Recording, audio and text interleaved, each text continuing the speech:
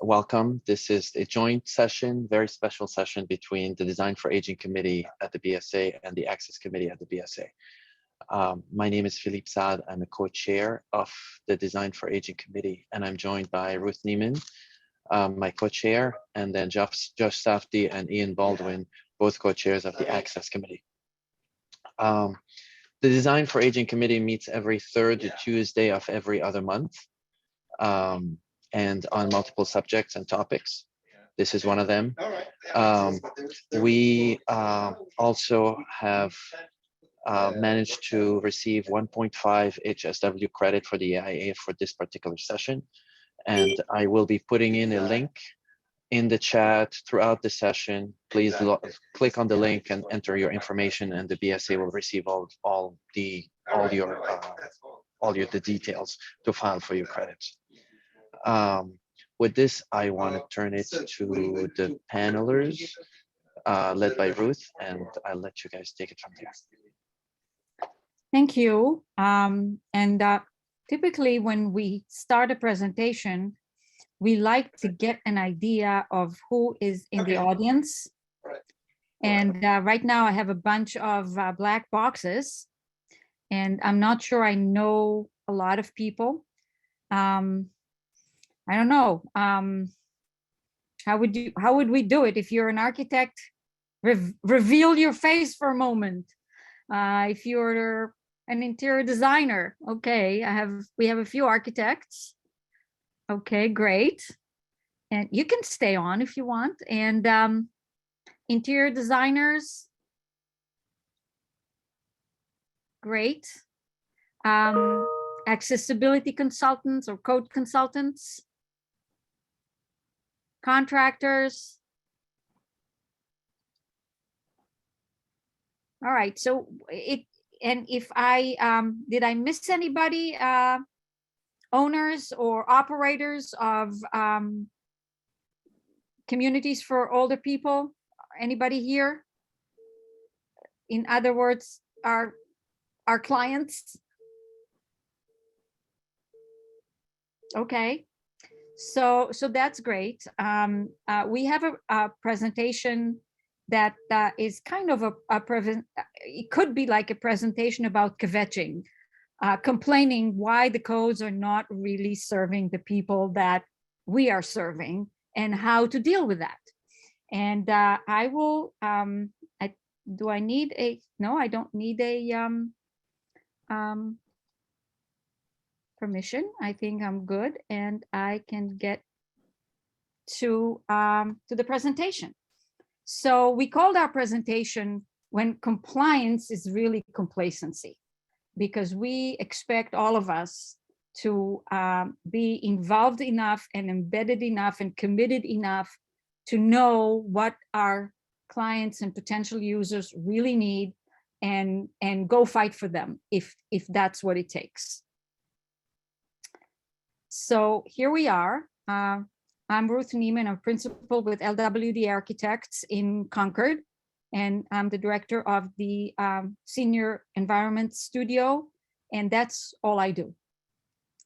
So aside from volunteering to do presentations. Lisa?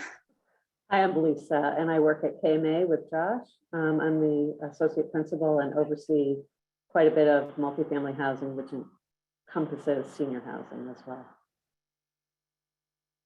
And I'm Josh Safdie. I'm an architect, managing principal at KMA and co-chair of the Access Committee with Ian. Great. So Lisa. So we thought we'd liven things up to start out with a bit of a quiz.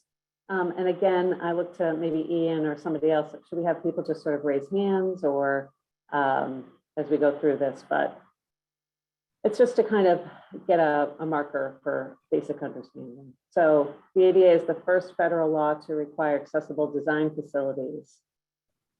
True or false? You guys can yell. Yeah, I was going to say. Unmute and yell. Let's make it raucous. There's also in reactions, there's a little check and a little X. You can do it that way too. Okay, we have somebody replying false. Okay. So, okay. Thanks, Josh. Other Josh. So that's accurate. There have been other, long before the ADA, there's been other statewide and North Carolina and our own state of Massachusetts and all that. The Federal Fair Housing Act applies to design and construction of new assisted living facilities, true or false? Any thoughts?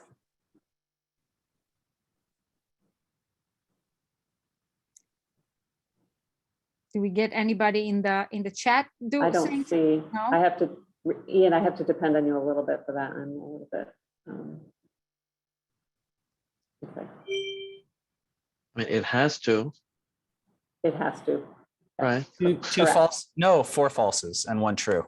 4 falses and a true. The true wins it. So it is actually true. It's considered the parts that are considered housing, which is assisted living and memory care. So. And that was Ann Walters with the correct answer. So All right, the let's prize pick is up on the way. prizes. If I spend more than 25% of the building's value on alterations, I must make the entire building accessible. True or false? True. 1 true, 2 trues. Okay. 2 falses, 3 falses, So, all 4 right. falses. Whoa. So it's actually false. There are usually marker points and clear estimations of or areas to make once you touch and start an alteration. And it's a complicated thing, so it's too much to get into here. But there are definitely other conditions and areas that you then must make accessible, but not necessarily the entire building. The ADA is not enforced by your local building inspector. True or false? True. Thoughts on that? True. Okay. True. Another true. True. 4 trues, 2 falses. Looks like. People know that one, but that is very true. And I think a common pushback when we are working with teams is that, well, the building inspector didn't make us do it, or the building inspector said it was fine. But a lot of these things that we're trying to do matter to civil rights. And so the ADA and the Fair Housing Act are all about civil rights and discrimination. And lastly, accessibility and universal design are 2 names for the same concept. True or false? False. False. Okay. And I won't even explain that one. Universal Talking about false. that. Universal. So we'll be talking about that throughout the. Would be like presentation today. false, of course. Great. Okay, All right, so this is actually accessible. If this ramp is truly to code, which it is, this is an accessible element in this project. However, it meets the code, but I think this is the heart of our presentation today. It's not really usable by real people. That ramp will take, the stairs alone would take a long time too, but that ramp will take quite a bit of time to negotiate by an able-bodied person, let alone somebody with stamina issues, a wheelchair. This particular slide is showing somebody with a motorized wheelchair, but a manual wheelchair, other equipment, or just somebody frail. So I think this is the heart of what we'll be all talking about today. I am starting you off with a little bit of dry information. I think it's helpful to understand what exactly is senior housing, because we all might have something different. And I think one important factor to keep in mind is there is no one size fits all for elder care or for seniors, there, as it's true for so many other populations. Needs can vary in a lifetime, and in the terms of age of lifetime, it changes over time. It could be that somebody at 62 has a temporary disability, had a car accident, and within a year they're in a different situation and they're more able-bodied again. It could be we watch somebody deteriorating and needing a continuum of assistance. So it's not always in one direction either, it's back and forth. So I think that's important to keep in mind as we are designing facilities and helping people in their homes. The next handful of slides is all about some of the different types of facilities and places for aging, seniors and aging. There's independent living, and of course there's aging in place. I'm sure most people are familiar with that. It's how to help adapt a person's home or services so they can stay in the home they're used to and been living in. And then there's over 55 facilities that can be public and private funded, and they are considered housing. On the right side of the slide is green lettering explaining what can sort of apply as you design. So there's universal design that we'll be talking about. CAPS, I probably should have spelled it. We probably should have spelled that out. It's certified aging in place specialists for OT folks, contractors to help somebody modify their home. And then again, what applies to a housing facility that's for 55 and older is universal design can apply, Fair Housing Act applies, state codes usually apply. Our next slide is now the next level of progression, assisted living. Folks who are within these facilities are fairly independent, but there is 24-hour care. It's very limited, but there is some level of assistance provided. This is covered by the ADA, and quite often that's a shock to owners and designers. The Fair Housing Act applies, and some assessment, some component of the state codes will apply. The next is often facilities we're working on are the life plan communities. They're different components are part of the entire facility. So in one property or campus will be multiple levels of care. So there might be a component of independent living. They could be standalone duplexes and a typical apartment building. Then there's assisted living, often on the same component, again with that same independence, but needing a little bit of some kind of assistance. Memory care, fairly self-explanatory, much more level of care, and the way it's designed is often changed. There's rehabilitation, again, considered more temporary, but you can still be living in rehab for a while as you're recuperating from some of the things Ruth had mentioned, and skilled nursing, nursing homes. And the codes that cover them are, of course, the ADA, the Fair Housing Act, and then the state codes. And we've broadened this, so we're focused on a lot of 521 CMR and Mass because many of us practice there, but we're touching on the fact that all state codes and a lot of us do have projects outside of Massachusetts.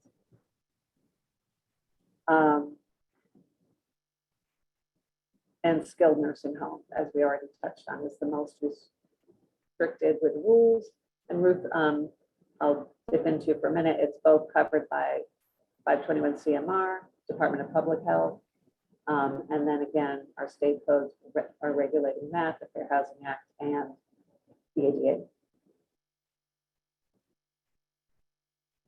And so in general, many codes apply to the facilities and the projects that we're working on, with the exception of course, the aging in place in our person's home. So you can see the list here of codes and things that adapt, and it gets to be muddied sometimes, and sometimes the codes conflict, and sometimes they some are more strict and some just don't match. Again, I apologize. We forgot to mention at the beginning, this slide deck will be available for everyone, and we will have there's sort of an appendix of additional codes to help sort of explain what everything is. I think the next slide is, again, just talking a little bit about, we haven't talked too much about some of the additional codes. Sometimes if a facility you're working on gets federal funding, the Uniform Federal Access Standards apply, and a certain certain other elements have to be provided in that facility, additional units with more restrictions. There's all kinds of additional codes and standards that affect our buildings and our designs. And again, just the alphabet soup is a great way to think about them. It's sort of a mix of things to keep in mind. I'm not sure what the next. So here we Yeah, were going a so- little bit deeper into Mhm. like 3 examples. You can go quickly through that, or just say to people that they're going to be there for Right. their musings, whatever you think is right. Yeah, again, I don't want to spend a lot of time on the codes because we're not here for the heart of that, but I guess the message to take away is the codes are the most basic place to start. And maybe that's a way to think about that. You do have to know what they are and what your restrictions are. So the next few slides just take some basic requirements like the State Code of Massachusetts and which kind of facilities it applies to. The next one that we've jumped to is right. So in that, and sorry, back one. So for Massachusetts, the You list want is back there. to 521? No, I can just go to this one. And then if you're working outside of the state of Massachusetts, you're using other building codes, and they similarly apply to medical care facilities, housing, assisted living, memory care, and nursing home care. If we go on to the next one, I can't remember what we, so the ADA, again, is not codes, it's a standard. It's the civil rights law. And there are no variances. I think that's something that's different. I've had people ask that question. We're used to Massachusetts that offers that capability when a design can't quite work and you're seeking relief. There isn't that, but there is equivalent facilitation. And so if you can, and Ruth and all of us will be talking about that a little more, if you can prove an alternate design provides equal or greater access, that's another way to think about when you're trying to make something more usable for the population you're working with. And again, this is not enforced by your building inspector. They are not aware of it as much, and the enforcement comes from the Department of Justice. Yeah, the only thing they would do, they would call everything ADA compliant. Exactly. And they So, will not make a difference between MAAB, ADA, UFAS, fair housing. It's all ADA ADA, is the Frigidaire of accessibility. it's so true, Ruth. So here we're getting closer to the topic that we wanted to bring up, and I would love for anybody that has insight, input, experience with any of these things, either as a design professional or maybe as a family member, that you want to chime in. That would be excellent, because this could become a very good conversation. So when people are getting old, and even with healthy aging, there are clearly things that change, and not always for the worse, but most of the time. So mobility, flexibility, balance, and range of motion, unless you're really kind of making a huge point of constantly exercising and stretching and doing all that. And even then, that these abilities are diminished. The overall strength and stamina, once you were able to walk fast a long distance, and now you huff and puff walking up one flight of stairs. Cognitive abilities go in different speeds. Some of them go in really slow speed that you can barely notice, and some of them kind of jump on you and leave you kind of unprotected. And then vision and hearing loss. This is especially vision is a process that starts really early. When you're 25, I looked at those graphs of when the peak visual ability at 25, that's the top of this parabola, and then it goes down. And I know for myself that at this point, I need a lot more light to be able to do things that I could have done with much lower light before. And then there are the recuperating patients, which are the patients that hopefully are temporary, that after surgery or injury, and they come out and they do rehabilitation and hope that they come back out of the other end almost as good as new. So, with age, the recuperation from surgery and from other medical events is always more difficult. So older people have a lot to deal with. So the idea is that the environment that we built for them shouldn't be one of them. So why do we think those accessibility codes that Lisa mentioned kind of neglect the older people and the people that are recuperating? That all goes into the history of when some of the major ones were legislated, and they were done in the 70s and had the Vietnam vets coming back from the war, some of them injured, but still young men, a lot of them with upper body strength. And the goal of the regulations was to provide and promote independence and self-sufficiency. So all the clearances are thinking about self-transfer. And so also for young people, there is a way to rely on compensatory abilities and upper body strength that can do more to compensate, or sometimes even mental agility to come up and figure out some workarounds how to do things. And they're very, very interesting and creative things of how opening doors without appropriate clearance and so on and so forth. So our regulation, the accessibility codes and regulations really forget about the whole concept of assistance, because the frail elderly and the recuperating a lot of times need help in doing a lot of things, in transferring, in going to the toilet, in doing like their grooming and at the lavatory, brushing teeth and putting on makeup and all that. So in addition to the person itself, there needs to be room around them for another body, and sometimes two, because people that are in a situation where they need a Hoyer lift or they need a 2-people assist cannot manage in a tiny bathroom. So a lot of people, even if they are somewhat independent, they use a variety of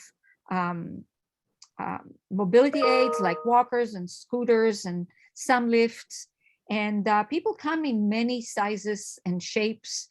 And so trying to save every inch on the most important spaces in the kind of the living world of a person is a big mistake. So what are the categories of how codes kind of fail us? And the first one is that they're inadequate or conflict with the needs of the frail and the recuperating. I mentioned a few in the beginning, like the length and pitch of a ramp. They're not appropriate for older people that don't have upper body strength. Then some codes and regulations actually conflict with other relevant codes and regulations. And I have a couple of examples. I didn't collect everything that I came through, but again, anybody that can contribute stories or examples, feel free to jump in. And then there are codes and regulations that we believe do not go far enough. And the best example for this, for instance, is the whole concept of residential units and the jurisdiction that only 5% of those units need to be fully accessible and all the rest are what at least the Mass Access Code calls Group 1, which is adaptable, and especially when the project is for senior living, just following that, making the small bathrooms where you cannot get in with a wheelchair, and there's a vanity under the sink and all that, for a person that may walk into that apartment on their 2 feet and playing tennis, and then something happens, either gradually or accidentally, and they need all the support from the environments around them. And if they don't have it and they have to move to another apartment or wait until an accessible apartment becomes available, that's not a good thing. Can I ask a question? Sure. So you were asking for, people who are having these Yes. kind of issues. So I'm helping a family to make a place for a potential parent moving in, and she has like 2 or 3 people to help her. She's very disabled, and I'm having a hard time finding any kind of help about dimensions and things like that, because like you said, you go to the ADA and it's all for a single person to like shift onto the toilet themselves. So if you guys want to put in the link or talk about it or whatever, if there are Yes. resources for people who need a couple of people to help them, what the dimension should be, that would be great. Thank you. And I haven't gone through everybody on this call, but is Jackie on the call? Jackie Dobson? Yep, I'm here. Okay. Hi, Ruth. So, hi. So we're gonna connect between you and the person that asked the question, correct? Yes. Because if we have a few moments at the end, Jackie can give you a little bit of information on what her passion and occupation is. And can I add to the early list? You talked about CAPS, and there's also a group called Certified Living in Place Professionals that's very similar to that. Mhm. And so, Erin, you might be able to find somebody through that, but I'll talk to you. That's great. Can I go back though to a question on 25, slide 25? When you talked about the codes not going far enough, were you mostly talking about numbers like that, numbers of accessible units? Or No, that was an example, and I'm definitely, there are other like the 32 inches clear door. That's not going far enough. So I think in any realm of the code, there are things that are not going far enough to serve. And I'll have a few more examples that the codes right now are kind of strict. Minimum, maximum doesn't work for an elderly lady. So and any ideas or examples that anybody has, and if you can get them to speak about them in this meeting, that would be great. If we don't have time, you want to email me, I'll put it in my next presentation that I swore never to do again. So, all right. So the other things that we're looking at issues with sort of high level issues with codes is that codes and regulation do not guarantee real world usability, and usability is really the word.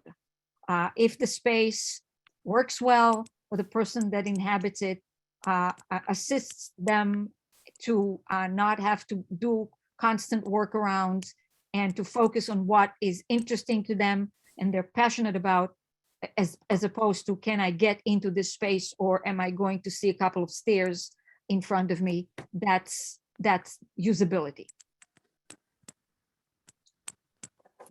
And then codes and regulations a lot of times focus on physical and visible disability, and that's another completely different topic that I'm not an expert in, but a lot of issues that have to do with cognitive or with diseases that you may look like you don't have anything, but you still need consideration and compensation.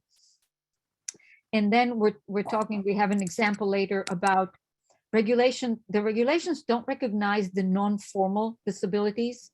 A person who is older and doesn't have stamina and walking, especially in bad weather, is not great for them. But that person has not qualified to get a placard. They may end up parking at the end of the parking lot and have to go a distance that is very difficult for them. So that's something we'll talk about later. And we all know, as I said before, ADA is the Frigidaire of accessibility, and everybody talks about ADA compliant. And most people, when you talk about accessibility, I mean, when we talk about challenges, they always think about wheelchairs and maybe walkers. So here we have Ms. Levine. Thanks, Ruth. So I'm mindful of the time. We're 35 minutes in already, so I'm going to go through this quicker than I might otherwise. I'm also mindful of how these meetings are supposed to be community activities, but over the last 2 years, they've been so difficult. So I just want to take a minute. I said hi to Daniel, who was one of my former students, but I actually see 4 former students from the BAC and from Mass Art, and I see 2 former colleagues from IHCD on the call. And so I just sort of wanted to say hi to all of them, because it's the kind of thing that I would have been able to do if we were all in person, but we can't do here over Zoom. So this is a sort of this is from my life as an architect as opposed to my life as an accessibility consultant, and just kind of a cautionary tale. And it's a story about, the user we know versus the user we don't, right? And how the codes can vary, their effectiveness can vary wildly depending on whether we know the actual user or not. And of course, it's also this challenge of standardization, right? Versus individual design. So our office at KMA, the design team was hired to complete the renovations of a number of UFAS and 521 CMR compliant units in an affordable housing site here in Boston. Next slide, please, Ruth. And so, these are typically units that many of you have probably seen or worked in before. And, so it was a challenge of, opening up these tiny pass-through kitchens, turning some not very useful walk-in closet space into roll-in shower or tub, bringing, task lighting and, improved kitchens and that kind of thing. So this was kind of the typical project we were doing, fully compliant, right? The week after we finished the renovation, next slide, please, Ruth. Miss Levine, who was on the opening slide, moved into one of the units. And Miss Levine uses a scooter, and Miss Levine had experienced a stroke and was hemiplegic, meaning that she only had use of the left side of her body. And so all these things that we had just spent the client's limited resources on to make a code compliant renovation had to be modified or redone, to work for Miss Levine. And they're certainly not portfolio pieces. These images on the right with the funny looking, faucets on the left-hand side of the sink and that kind of thing. But there are really great examples of, without the foresight and without the recognition that sometimes you need to go beyond the code, you can end up with these really, challenging conditions that become these very ad hoc and not very graceful solutions. And so just the last slide, please, Ruth. It's important for all of us to sort of acknowledge and be mindful of the fact that, there are configurations that generally might be usable, but they generally might not be specific to your client. And so particularly when we're talking about designing for individuals as opposed to designing for unknown patients or residents, we want to be thinking about, these kinds of variabilities. But even in the sort of standard design in a hospital room or a care facility bedroom or, a senior unit, as much as we can, we want to be able as consultants to bring our owners and architects along, and as architects to bring our owners along to try and anticipate a greater variety of abilities and needs than the codes typically planned for. Okay. Great, thank you. So I will go through this quite quickly, and these are examples of minimum and maximum dimensions that everybody, I think, on this call can recite if they're woken in the middle of the night. But when you look at the images here to see what a wheelchair has to do in order to turn a T-turn or a circle, I don't think that a good yoga practitioner with a lot of twisting abilities can do it. So the tight turning around is really requires strength and agility, and it's a difficult maneuver. A door clear width with 32 inches, we talked about it, that's not adequate with larger bodies and larger wheelchairs. And the reach range that goes all the way to 15, very difficult for a person in a wheelchair just recuperating from hip surgery or back surgery. And we're talking again about knee clearance, which we know is 27 to the underside of the apron and 19 inches deep. But we never think about the leg extenders, the people in casts, like the lady on the right, the people that have their legs, even if they're not in cast, but extending to the front. Very quickly, their feet are touching the slanted panel before their body can get close enough to a sink to use the sink, or close enough to the table edge to enjoy a meal, with a pedestal in the middle that kind of prevents them from getting to a comfortable seating position. And here are here's the topic of the group 1 bathrooms, where we are saying that's a very good example of regulations that don't go far enough, especially if we're talking about housing or affordable housing for seniors. Because the average age in housing for seniors, not even talking about what they call independent living, they're just housing that are built and dedicated for seniors. We see that the average, not the average, but maybe the youngest age is like mid-70s. And people go there and hope that they can stay as long as it's possible. And so if you're looking at these bathrooms and trying to think about somebody definitely not able to turn around, or have somebody assist them and squeeze between the toilet and the lavatory, and obviously having a bathtub is less desirable than a shower. Sometimes it's a tough sale because people that go in there come from homes and they have used tubs for all their lives, and kind of giving that up is not easy. But these bathrooms are clearly, even though they're called adaptables, they are not appropriate for a place for somebody that can, on a drop of a dime, become a wheelchair user.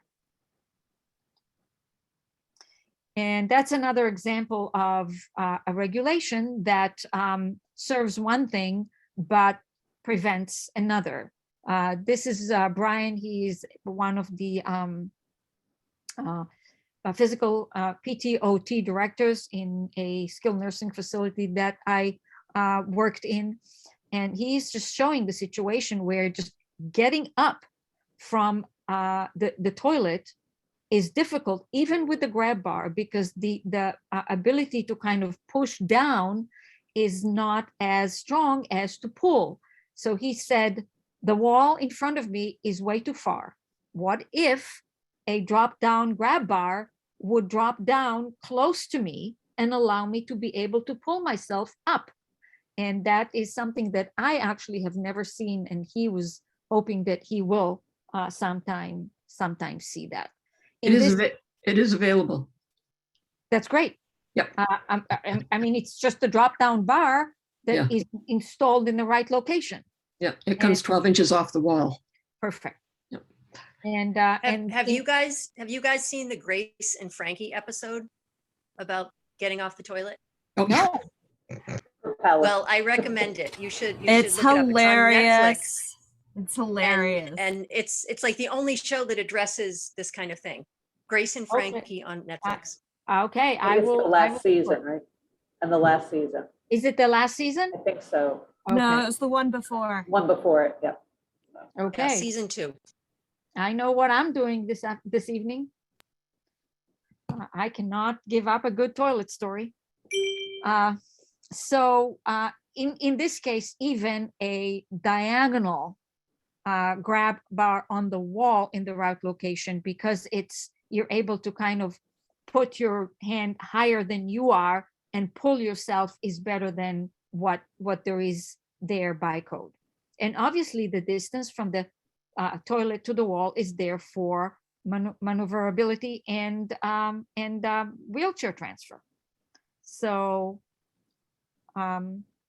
here is something that is very similar to what we talked before. The depth of the counter, that is 22. The knees are banging into the diagonal protection panel that protects you from hitting the drain. But if you're sitting in your chair and kind of a little slumped, you cannot even reach the soap dispenser. And with the story with Miss Levine, that the faucet itself had to move to the side so that it got closer to her. And location of toilet paper dispenser, sometimes too low. Again, especially bending over for people that just are recuperating from back or hip surgery is always difficult. And I have not seen any regulations so far about the location of the nurse call cord. And too many times I have seen them located behind the toilet, where again, the yoga twisting abilities need to be to come into play. And more than in one location, I have asked politely but firmly to move them to the right location. This, can I add too that it's great if the sink is further forward, not back as far for people? For the nurse call? No, the sink, I'm sorry. That is what it did from the front edge. Yes, yeah.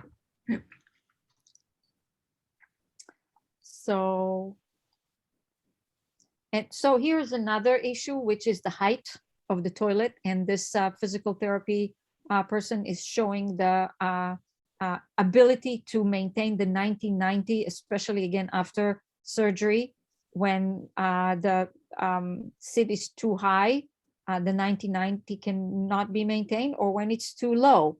So, and they kind of figured out that the tallest person that can use a 19-inch high water closet after hip replacement is a 5'4" person. And we know that we have quite a few people that are shorter than that, or taller than that. So it's a whole issue of the maintaining the 1990 for the health of the joints. And when you have a fixed height, that's a problem. And that's why we see a lot of these things all over the place. And here is another set of images from a bathroom in assisted living. And there are quite a few things wrong with this bathroom. And the user of the bathroom was creative enough to find some workarounds, and started with trying to use the actually non-compliant fixed seat in this shower stall, and showing that reaching the control and reaching the shower wand is quite difficult. So what he did was he decided to turn himself around and add a chair into the shower. The problem is that his knees are banging into the unnecessary, useless seat, and the control and the shower wand is behind him. Here we go with twisting again. And another thing that that when you're looking at this, you also have the issue of, again, the white on white on white. Different surfaces are all white, and somebody with vision that is declining and the ability to distinguish between vertical and horizontal surfaces needs assistance by contrasting color. The white on white is not a great solution at all. Maybe trendy at one point or cool, but not for the senior housing environments.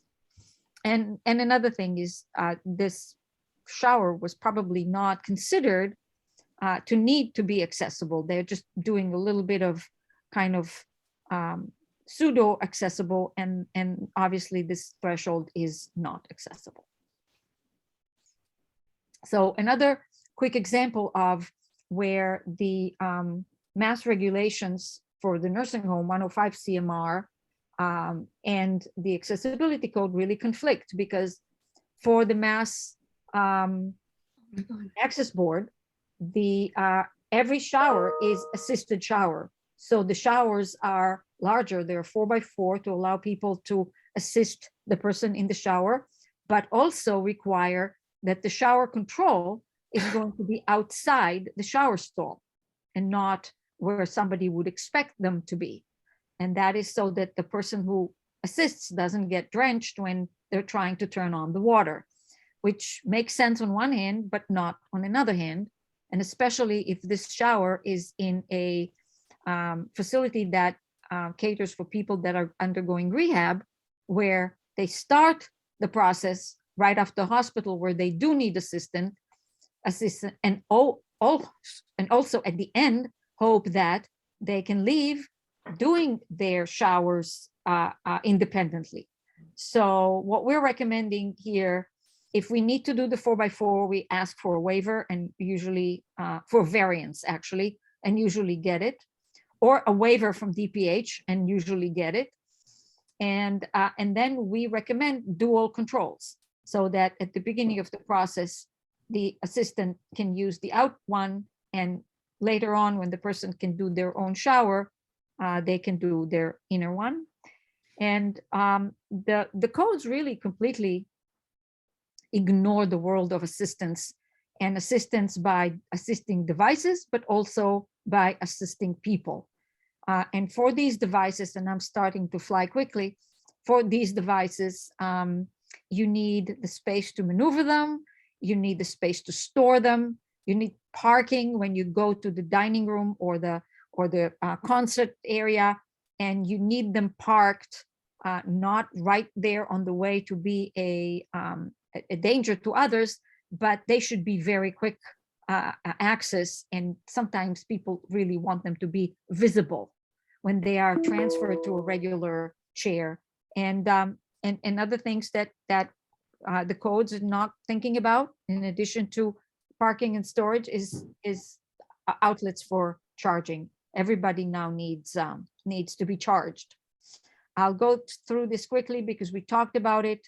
The parking for elderly is pushed by sometimes unused parking for barrier-free parking, and then the concept of senior adult parking closer should be considered, especially for areas for elderly or senior housing. Ramps, we talked about the ramps that are too long, and even a flat carpeted area is difficult to maneuver, let alone a ramp. And if it's all possible, avoiding ramps in elderly friendly environments are really important. And then there's another thing that the codes practically ignore, and that is the visual disability. And the only place where the Mass MAB talks about using contrast and size of letters is in the signage regulations, nowhere else. The Mass regulations for dementia care for skilled nursing did catch on to the concept of how contrast or lack of can be our friend or our enemy. So in a situation like this, where the sink is in a different color than the counter, that's a good use of contrast. Or where the cooking elements are in a different color. However, the handles, when they're white on white, they're not a great use of contrast.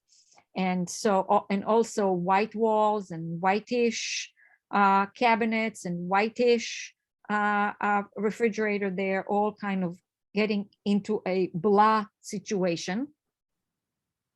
And then if we go to the shower, we can see that the person that lived in this unit said, I cannot deal with this white on white on white. I don't see this seat and I bump into it all the time. So they found a very good sticky red tape and marked the edge of the seat, and also marked the kind of where the horizontal surface stops and the vertical surface starts.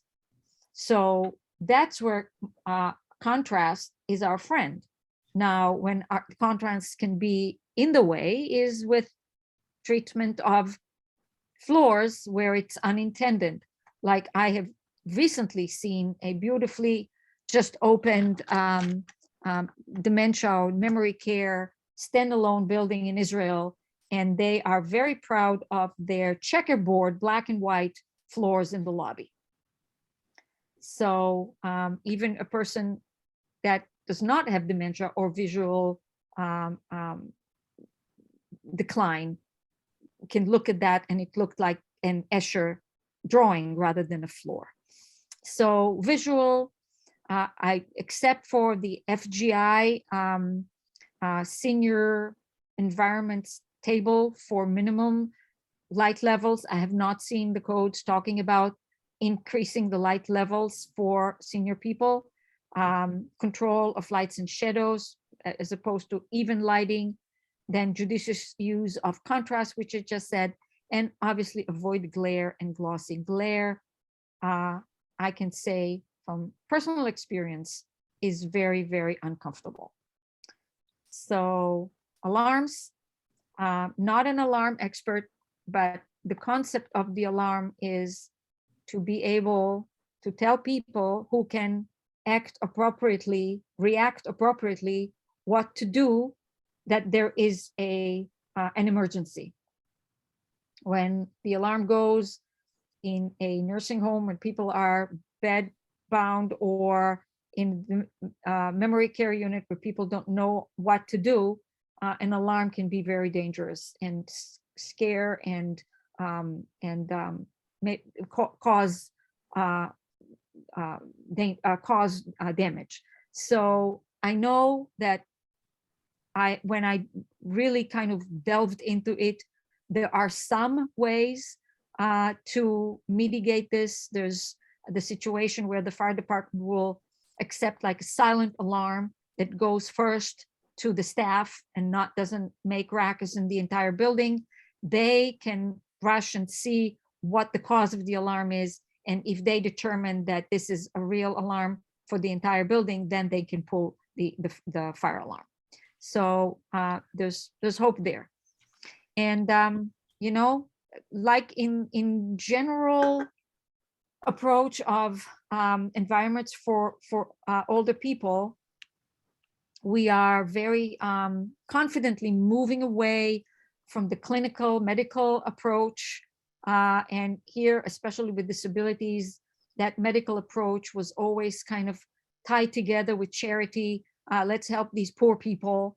And that is moving away from that into emphasizing the role of society to actually be the facilitator, the entity that creates equality and dignified integration of people with all disability in every facet of life. So that's kind of a little bit of an uplifting message that I hope we're kind of, as architects, the deliverers of. A little bit, Josh, just quickly go through this, even though everybody answered this question right. Sure. So this is where I say universal design is the power that we all have to truly make places better for people, right? And it's an aspirational approach to thinking about design as opposed to this sort of code compliant minimum. And, you know, flipness aside, you know, I think that, you know, for me as an architect and as a consultant, this is where, you know, this is where I feel like, wow, I really do have the power to change the world, right? Because in the right environment, people who experience disabilities out in the broader world can enter an environment which has been designed appropriately and actually feel those disabilities being mitigated, right? Or better yet, be presented with an environment which is not a disabling one, right? So anyway, so that's really what we're talking about here in the broadest sense. So the final part of this presentation is what can we do? What is our responsibility as architects, designers, contractors, consultants, anybody who has any impact on the environment? And just taking it directly from what Josh just said, think holistically, universal design. And we need to really understand the specific requirements of our users. If we are fortunate enough that they are individual, specific people that we can interview, that's great. If not, then there must be in an organization the occupational therapists and the physical therapists and the nurses that have seen other residents or patients dealing with the environment and giving us really, really, really good insights. And what I cannot say enough, the variances and waivers that sometimes make owners cringe are a great viable tool. And sometimes they are lengthy, but sometimes they're not. Sometimes you end up submitting a variance and the access board even doesn't invite you to a hearing. They look, they read, and they come into an administrational decision. So do not think that getting a variance from the bodies that do give variances like Mass AAB or Department of Public Health is something that should be avoided if the result is making life better for the people you design for. And then Ruth, just another quick pitch for those doing out of state. Many of the state codes have also short paperwork, not a variance, but you are requesting an alternate design. And that exists in many states too. So great. Yeah. So, and for your clients that say, oh, we cannot afford to make everything 100% compliant, then start talking with them and educate them about the concept of usability. It may not be to the every last inch, but if it makes life easier for 90% of your people, then you did good. So just don't kind of fall back into default solutions and say it's the code or code compliant. It's your charge to really kind of study and come back with ideas that are better. So we talked about equal, equivalent facilitation, greater or equal access. These are two kind of terms and directions that you can take even with codes that don't have a mechanism to relieve you from something. And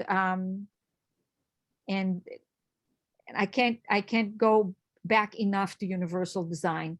And you know, at the end of the day, you as the architect will have to kind of navigate budgetary constraints and a client that says, well, if I can do 95% of the units, really small bathrooms, and call them adaptable, and that's the end of the day, you can prove to them the what they can get out of being somewhat more open-minded and really relating to the people that they're trying to market, because it would be so much beneficial to them to say to somebody, if something happens to you, no, you don't have to wait and pee in a bottle until a accessible unit becomes available.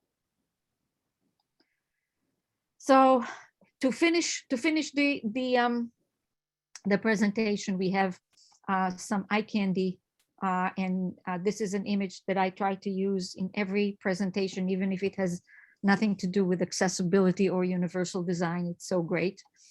And there are some clients that are understanding the assets that universal design puts in their hands. And this is a quote from a client that says, "Our goal is to make the residents in our building satisfied and happy.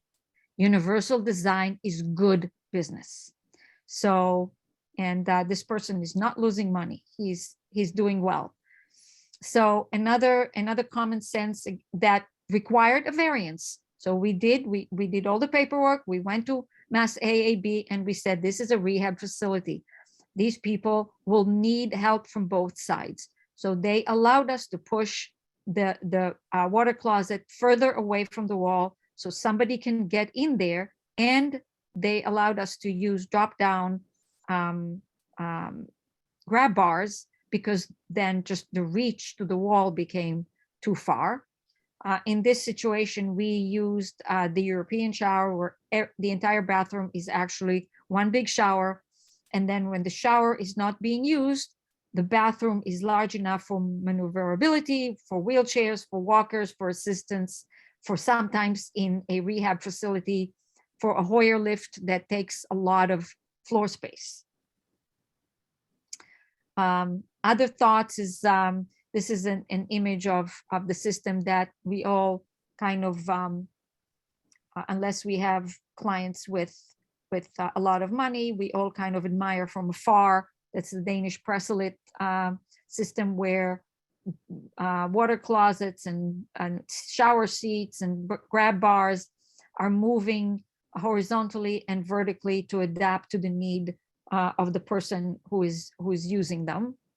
Another image here that I really like, and it kind of looks very cool, is this sink with the hand holes that will allow somebody to grab them and stand up if they need. And again, you see the European shower, no curbs, no nothing, extra space when you're not in the shower, no problem moving around when you do take a shower. And these are just leftovers. You know, if you have a nurse call or an alarm call, and the sheets are white and the cable is white, good luck finding them. So doing some things that are using the contrast for them, very simple controls, large type, and these are some things that clients told me about, especially in rehab areas. You have the bathroom, somehow the path from the bed to the bathroom is very lowly lit, maybe as an underlight in a rail that looks like a chair rail, so that you see where you're going, and optional support rails were needed. And whoops. So why am I? Here we go. So is there hope? Lisa? Absolutely. I can't emphasize enough what Ruth has already said. Involving the MAB early, or your building inspectors in the other states early in a process, if they can be educated and understand the goal, and that you're not trying to circumvent and involve them in it, that's where I've seen the most success, doing some kind of alternate design. And I can't stress that enough, and providing education. join committees if you can, if you have that kind of interest. I think if we can move to the next slide, I just wanted to share with those that design in non-Massachusetts facilities, the current standard that isn't accepted yet in a lot of places, but it's the current one, is the first one that has changed to accommodate larger building block spaces. So for example, the turning space under this standard has changed from 60 inches to 67 and no longer allows you to take the whole space underneath because you can't really turn with sink pipes in the way. There's a lot of changes for requiring things. So in short, under the new code, in long-term care facilities, there's requirements for the bed height. There's wheelchair charging areas required. So Ruth made reference to that. But if you have a battery operated scooter, oxygen tank, or wheelchair, you need a place to plug them in. So that's now a requirement for wheelchair charging areas. And the bathroom footprint, as we know, has grown and continues to grow as these building block sizes are increasing, like turning space, their floor space. So there is hope. There's some changes happening too with acknowledging and providing standards now for adults care bathrooms so that someone can have an assistant go into a bathroom and have it be able to facilitate that assistance. So there are changes. We can help change the world through code. I don't think there was. So here we are at the end of our plan presentation. This document has many more pages about code and also some more information about the NC 117 2017 with sketches and illustrations. So we are happy to make a PDF. We'll do it full size. We won't do this pesky 3 on a page where you cannot read what's in the slide. We'll do it full size. And now I don't know if Ian, do you want to tell them your trick? I just put into the chat there are links as to where you can find the slide deck and to where the video of this presentation are going to go. Usually will take at least a few days, maybe even over a week to get all that up. But if you go look at your chats now, your chat window now, you can copy and paste it somewhere else because the chat will disappear when this program is over. But if you click on the 3 dots, you see save chat. Yes, you can save it. Very good. So yeah, so this the slide deck and the video will be available to everyone. Any thoughts, any input, any ideas? Feel free to contribute now or send us emails. Ruth and Lisa and Josh, thank you very much. I just want to remind everybody that I put in a link again to the AIA credit sheet. I think there's somebody who's asking about it. Please enter your credentials for 1.5 HSW credits for this session. I want to make an observation, especially on the hope, because when we look at the current situation of the code, it is really depressing to see that the codes really just start at the minimum and don't allow for flexibility. And that's the bigger question, is like, how can a code be a code and allow for flexibility, right? When codes look for a minimum or a maximum, and then the parameters that is slightly larger than a minimum cost money, it makes a lot of sense to developers. We're going to stick with the minimum, right? Same thing with the maximum. So it's a question that I don't have answer for, but it's something that Janice here in the chat in the call reminded me that actually there are some organizations like the Department of Housing and Community Development for the state of Massachusetts that's putting out some guidelines that do exceed the codes for their senior housing. And some of us have been lucky to work with some clients who really think beyond the codes and have adapted sinks with faucets that are in the front for people who have MS and ALS and other special conditions that people could have. But it is a heavy lifting for clients to do that. And it definitely takes an architect who's aware of these limitations to be able to inform their client about what they should focus on and hope to get. That's Sorry, this is Becky. Can you hear me okay? yes. I don't know if you guys are familiar with Sage, Yes, but okay, Yes. all right. I just figured I'd mention that in case other people didn't know about that. but that group. other people may not, so please go ahead. So Sage, it's a group that's focused on these same topics we've talked about today. I've actually gone to a bunch of their webinars, and they have talked about grab bars, about the codes, about being the person who advocates for your clients.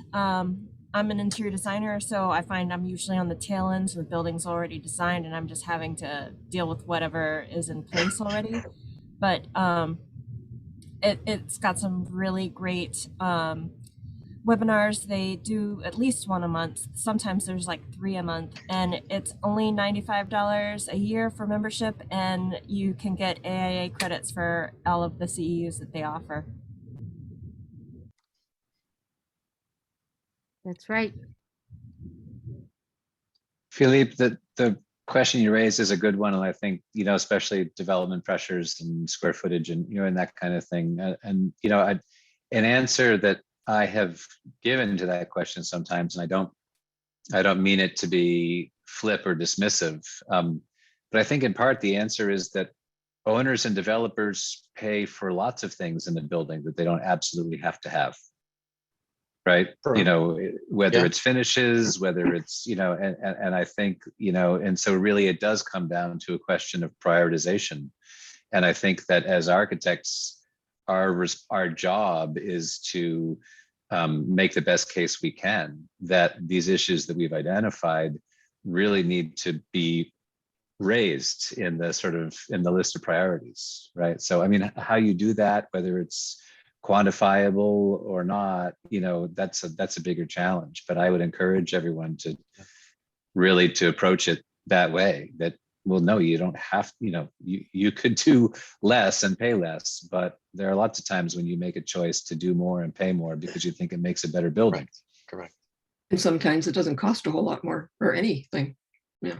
Can I ask a question about the building inspectors or just inspectors? Who does go through an apartment building after it's built? I was in one probably over 2 years ago, and there must have been 3 or 4 different things we had to have changed because they just weren't to code. Is that usually the building inspector?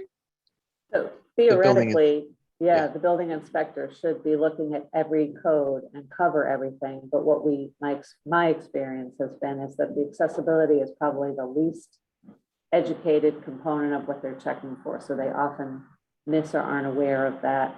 I know the previous, in Massachusetts anyway, the former executive director spent a lot of years trying to educate the building inspectors, and certain cities are definitely stronger in that, but it should be them. Yeah. Yeah, and strangely enough, we just completed a project in Texas, and they have a Texas accessibility consultant or registered professional that is required to review the drawings before you can get a building permit. And they are probably a firm very much like KMA, but they are working partially for the government, and they review all the drawings. And when the building is done, they come back and review accessibility only, and you cannot get an occupancy permit unless they sign off. That's perfect. Yeah. So. Josh, I want to add a little bit to what you said. Is sometimes my most successful argument for a client to think a little bit beyond the codes is to give them the argument that it's going to save you money for the long time. Yeah. Sometimes this is how you can capture the client's interest, that you might pay a little bit more now, but your maintenance fees, your adaptation fees, your flexibility, the fees that you're going to save from your building manager to move a resident from one regular unit to an accessible unit is going to drop. But not all clients are always willing to listen. They're also under pressures of other lenders and other entities that Yeah. they can't always make those accommodations. It's not only that, it's also marketability. I mean, you will be able to market your units better when you're investing in aging in place, especially if you're marketing to seniors. And I think you can't underestimate social media, even though maybe the aging population is less involved, their families are not. And when you're looking at that whole, Yeah. And it's huge. There's a lot of competition out there in housing for who's the best, and that, so it's a good thing to keep in mind. Yeah.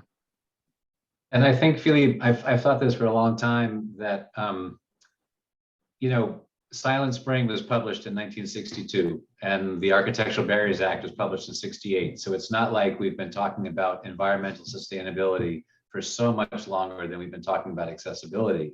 But I think that architects and, you know, and other folks involved, consultants, et cetera, have managed to do a really good job of making the economic case for environmental sustainability, you know, to the point that it's been 20 years that it's Correct. just sort of been a given, right? And I think that that's one of the challenges that we face in trying to promote accessible design or universal design, is that we haven't been able to make that economic case as well.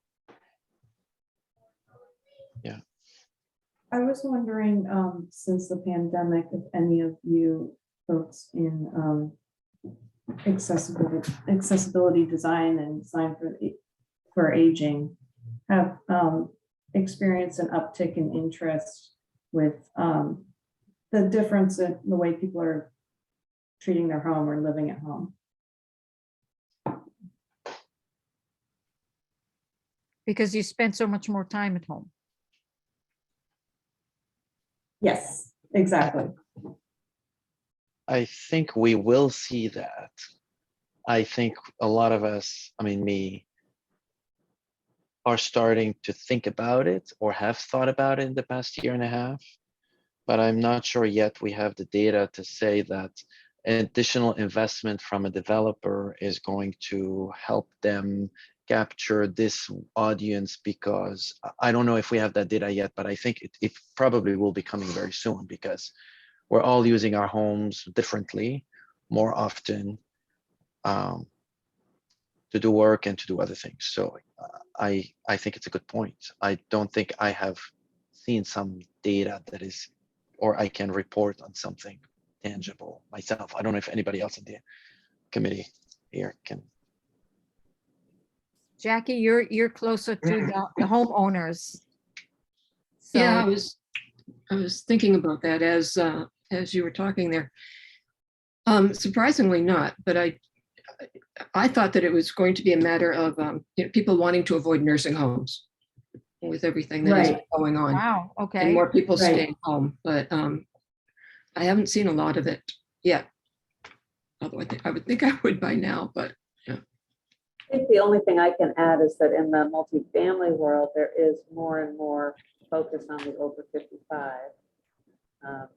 And they changed the split in multifamily is kind of the millennial and the over 55, and they changed the unit sizing and the amenity spaces and that. And there's definitely been more call, or we're experiencing more projects that are over 55 right now. So I don't know if that's anecdotal or I don't have any hard facts on that either, but It's a bit of a tangent. So thanks, everyone. I don't know.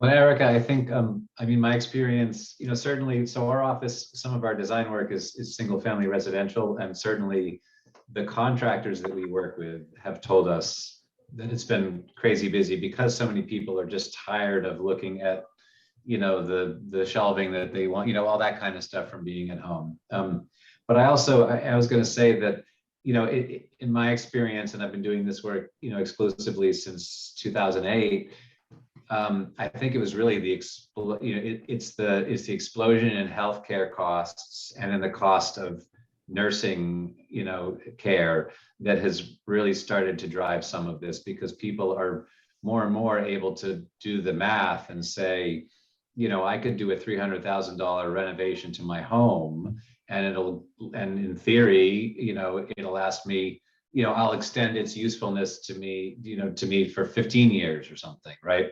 And you're not going to get 15 years in a care facility for $300,000, right? You know, at the same level of self-sufficiency or, you know, sort of degenerative, you know, health, you know. So I think that that's something that has been a real driver towards aging in place, you know, even more than the changes of the last couple of years in the pandemic.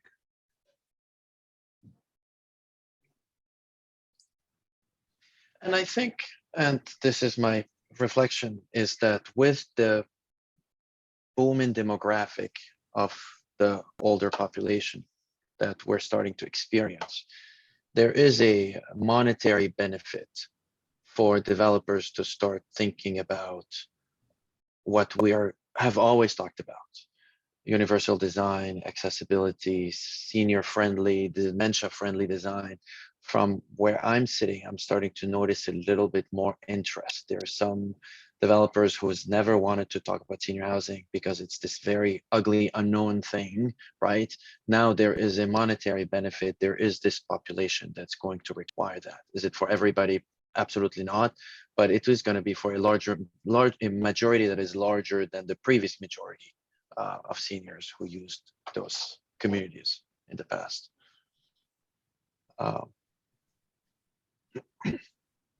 Yeah, Philippe, I think you may have heard me tell this story before, but you know, 4 or 5 years ago now, we were working for a very, you know, an owner of a very, very large post-war housing development in Manhattan, you know, one of these huge places. And we were reviewing different renovation packages for units. And one of them, they called their Silver Sophisticate package, right? Which was intentionally designed towards baby boomers with resources moving back to the city and knowing that they are going to have different, you know, physical needs in their units than they might otherwise. So I do think it is something that's starting to catch on, especially if it can be branded that way, right? Yeah, exactly. I've always thought that the Upper West Side, Upper East Side in New York are the best places to get old because you have everything at your fingertip, including an elevator, right? If you can afford it, it's a great place to get older there. We're approaching 6:45. I just want to be mindful of everybody's time. It's been an hour and a half with a very great conversation, beautiful presentation, very insightful with a lot of knowledge. I hope we leave it with hope that we can be the change factor, or at least contribute to that. And was it Aaron that wanted to get in touch with Jackie? Can one of you put your email? I think they've exchanged. Yeah, they already did. All right. So it's all good. I want to put a little plug to our next presentation for the Design for Aging. We are working with schools and universities to start the discussion with the educational side of Design for Aging. There's more universities that are doing studios on designing for the older adults. And we're finalizing plans to have some students come and discuss their work, show us what they do, and us discuss about those latest thinking that the students are putting forward. So stay tuned for the next announcements on that. Thank you, everybody. Any last words? No. Okay. Great. Thanks, everybody. Have a good night.